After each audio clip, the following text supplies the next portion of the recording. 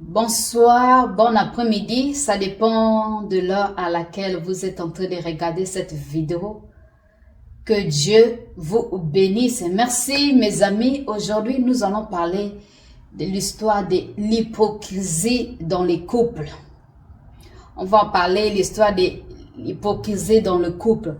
Si vous voyez dans l'image de mon vidéo, j'ai mis la photo que le couple là sont venus à la télé chez notre frère Roland. C'est une émission qui passe souvent à Côte d'Ivoire. Un point d'accord, je crois que beaucoup de gens connaissent cette émission là. Et moi aussi, j'avais suivi ça, c'est pour cela. Ça m'a intéressé de venir discuter ça avec vous, mes amis. Que Dieu vous bénisse. Commençons l'histoire. Pourquoi notre couple là est venu chez Point d'accord? Point d'accord TV, c'est une émission qui passe souvent en Côte d'Ivoire. Dans la photo, je ne sais pas si vous voyez la photo là. Moi, j'ai essayé de mettre ça ici, mais je ne vois pas. Je ne vois pas la place. Je ne connais pas. Si quelqu'un connaît qui peut m'aider à comment faire. Dans cette image-là, vous allez voir un homme habillé en complet veste et une maman et un jeune garçon. Celui qui est habillé en veste, c'est lui qui a amené le problème au point d'accord. C'est lui qui a amené le problème à la télé. Pourquoi il est venu à la télé? Il est venu à la télé. C'est d'abord comment l'histoire ça a commencé. L'homme là, celui qui est en veste, c'est un orphelin de père et de mère. Oui, c'est un orphelin de père et de mère. Par pitié, il a eu un grand homme qui l'a aidé à faire ses études, finir ses études. Maintenant là, il travaille. Donc, il était même en Europe ici, fait ses études. Après faire ses études, il est retourné au pays, à Côte d'Ivoire. Après, retourner au pays, là-bas, il commence à travailler. Il a eu un bon poste. Vraiment, il a eu un bon poste. Après travailler, comme toujours, il marchait au marché comme ça. Il a trouvé une femme qu'il a aimée. Il a trouvé une sœur, il a aimé vraiment. Ils ont commencé leur marche ensemble avec cette sœur. Commençant leur marche ensemble, malgré lui, c'est un orphelin de père et de mère.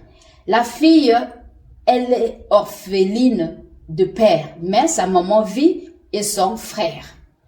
Et la fille a mené le garçon chez ses parents pour présenter, oh regardez, j'ai eu mon fiancé, on va vivre, tout ça. Et la famille aussi a accepté aussi le fiancé. Et le fiancé aussi a aimé la famille. Malgré ça, cette fille-là aussi, ils étaient dans une vie de pauvreté. Lui, elle et sa famille vivaient dans la pauvreté, quoi. C'était un peu difficile. Elle ne partait plus à l'école, même son frère n'a pas pu terminer ses études. Et le copain a dit que non, comme toi, mon beau, tu n'as pas terminé tes études, je vais t'aider à continuer, pour que tu puisses continuer tes études et terminer et puisses avoir le bac comme tous les jours. S'il vous plaît, aimez la vidéo pour que ça me donne le courage. Prochaine fois, je viens expliquer d'autres. Mais s'il n'y a pas les aimer, j'aurais plus la possibilité de revenir pour expliquer encore cette histoire. Continuons. Le beau, comme tu es comme ça, je vais t'aider à terminer les études. L'homme en question a tout fait. Il a fait rentrer son beau à l'école pour continuer ses études. Et son beau commençait à faire ses études comme il fallait. Oui. Et maintenant, lui, il a changé la belle-mère. Il a dit que non, là où vous êtes tellement pauvre, là où vous louez, là c'est difficile. Moi, je vais vous louer là où on paye bien, les quartiers bien chic là. C'est là où maintenant que le copain, bon, on peut dire le fiancé, ouais, le fiancé a changé sa copine, l'endroit de vivre. Là où il vivait dans les bas-fonds, il ne vit plus là-bas, il vit maintenant dans un bon endroit.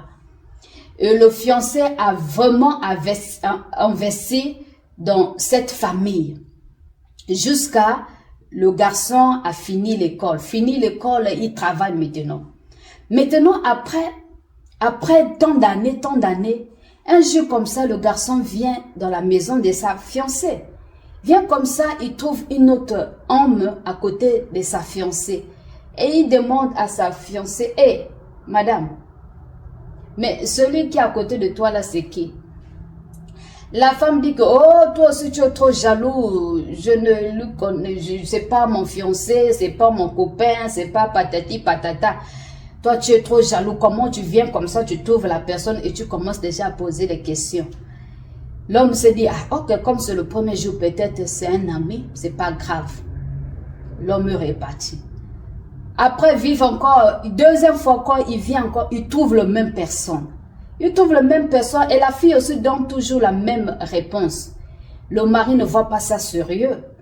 Il a dit à sa belle-mère, ah belle-mère, regarde, à chaque fois quand je vois, viens voir ma femme, et je vois l'autre à côté, un homme à côté de lui, celui-là c'est qui? La belle-mère dit que, oh non mon beau-fils, ne t'en fais pas, je vais parler avec ma fille, c'est pas celui-là que tu penses, non, c'est pas lui. Oh. Le beau-fils dit que non, oui maman, faut parler à ta fille parce que tu sais que moi je suis trop jaloux. Et la maman aussi a parlé à sa fille, malgré la maman a parlé à sa fille aussi n'a pas cessé, n'a pas laissé. Et elle a continué. Troisième fois encore, le mari, le fiancé vient encore trouver le même garçon. C'est là où le fiancé se fâche. Il se fâche et la femme aussi ne donne pas la bonne réponse. Et le fiancé est reparti chez lui dans sa maison. Ils étaient dans le petite colère. Une fois en passant au marché, le fiancé voit encore sa même fiançaille avec le même garçon. C'est là où il a dit que non, là c'est trop maintenant quand même. Ça ne peut pas continuer comme ça. Comment celui-là, je puisse le voir à chaque fois, il n'y a que lui que je vois. Dans la maison, chez eux là-bas, il n'y a que lui. Et je passe comme ça, il n'y a que lui. Non, il y a quelque chose qui ne va pas. C'est là où le fiancé prend le téléphone, appelle la belle-mère, dit, ah, mais belle-mère, mais comment tu m'avais dit que, oh, tu vas parler à ta fille, mais regarde, je viens de voir encore ta fille là, devant là, avec le même là. Qu'est-ce qui se passe? Ah, c'est là où la maman se fâche. Maman a répondu au garçon, hey, tu n'as pas marié ma fille, donc tu n'as pas le droit de lui tourmenter sa vie comme ça. Vous êtes que copains, copines. Il n'y a même pas au présentation, rien. Maintenant, tu viens à chaque fois au maman, à chaque fois. Non. Laisse ma fille, tu l'as pas mariée. Si elle ne veut pas, elle ne veut pas. Et le garçon aussi dit que, oh, comment elle ne veut pas? Moi qui ai dépensé mon argent, l'hypocrisie. Vraiment l'hypocrisie. Moi qui ai dépensé mon argent. Vous savez combien j'ai dépensé pour vous d'abord, là où vous êtes là-bas, et votre nourriture de tous les jours. Et son frère que j'ai mis à l'école aujourd'hui, là, il est maintenant, il travaille maintenant dans le truc de loi là.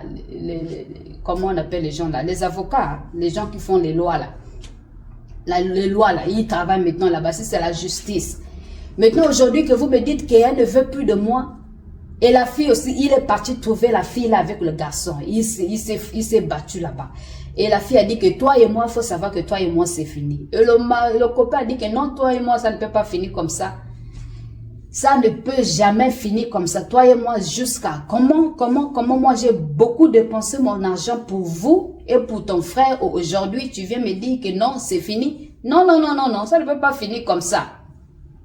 C'est là où que le garçon est venu à la télé au point d'accord pour leur faire part, pour leur dire, appelez-moi ma belle-mère et soi-disant ma fiancée et son frère pour venir me dire ici à la télé que pourquoi ils ne m'aiment plus, pourquoi leur fille, leur enfant ne veut plus de moi, pourquoi le garçon est toujours là avec ma fiancée. À chaque fois quand je pars chez eux, je le trouve là-bas. C'est là où aussi les frères Roland ont appelé les gens, appelé la famille. Et la famille est venue, malgré la fille n'est pas venue.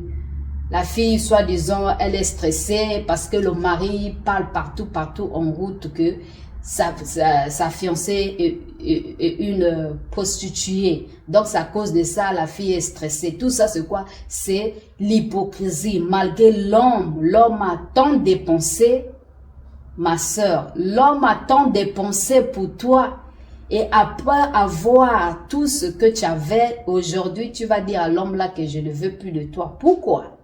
Qu'est-ce qui se passe? L'hypocrisie dans la vie, c'est pas bon. Faut être toujours reconnaissant. Reconnaissant, c'est mieux que l'hypocrisie. L'hypocrisie de tout.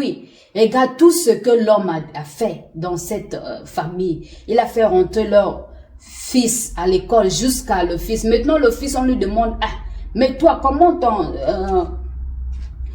ton beau t'a fait rentrer à l'école, tu as fini tes études et après là, tu dis que oh, il est en train d'aller parler partout, oh, sa soeur, tu parles partout, oh, ta copine, c'est une prostituée. Le frère dit que non. Toi, mon beau, tu n'as pas le droit. Si ma petite soeur ne veut plus de toi, faut la laisser tranquille. Tu n'as pas le droit de le tourmenter. Tu n'as pas le droit de lui mettre en stress. À chaque fois, elle n'arrive pas. C'est pour cela qu'elle n'est pas venue à la télé à cause de toi. Parce que tu es en train de parler partout. Oh, elle est bordel. Elle n'est pas bordel. Laisse ma soeur tranquille. Ça ne veut plus de toi. C'est ça, elle ne veut plus de toi. Et maintenant, le mari dit que quoi? Toi aussi, tu vas me dire quelque chose. Toi que j'ai fait entrer, j'ai fait payer les études. Si vous m'avez dit ça au moment que tu étais à l'école, je ne devais plus continuer ton école. En contraire, tu devais venir ici me dire que, pardon, ne fais pas ça malgré notre fille fait comme ça, on va faire comme ça. Donc, vous avez vu que j'ai tout fait, après faire tout ce que je pourrais faire, c'est là où vous venez me dire que non, votre fille ne veut plus de moi, donc je dois laisser. Je ne vais plus laisser. Lui, elle et moi, mon pied. La famille aussi a dit que non. Notre fille ne veut plus de toi. Faut la laisser. Donc, à cause,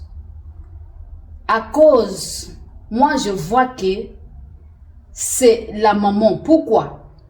Je crois que la fille, elle ne voulait pas du gars depuis.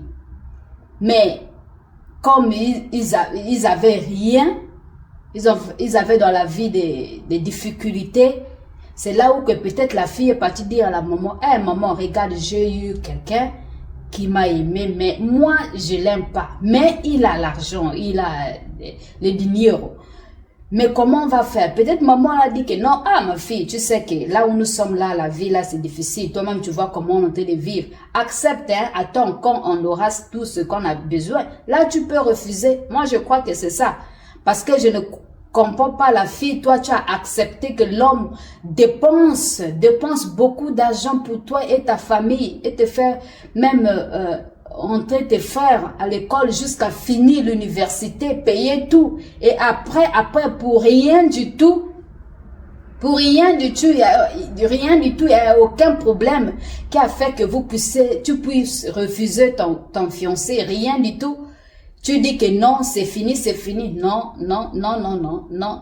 Ça, c'est l'hypocrisie. Évitons l'hypocrisie dans notre foyer, ça va beaucoup nous aider. Avec l'hypocrisie, on n'ira pas en avant. On va toujours retourner derrière. On va toujours rester derrière. Donc, évitons l'hypocrisie. Soyons reconnaissants. Hein? Voilà, soyons reconnaissants envers les autres. L'autre te fait du bien, sois reconnaissant. Ne sois pas hypocrite. L'autre a fait du bien. Toi, au lieu de rendre du bien là, non. Toi, maintenant, tu lui rends le malheur. La douleur, c'est vraiment douloureux. Que Dieu vous bénisse. À nous revoir la prochaine fois. Merci.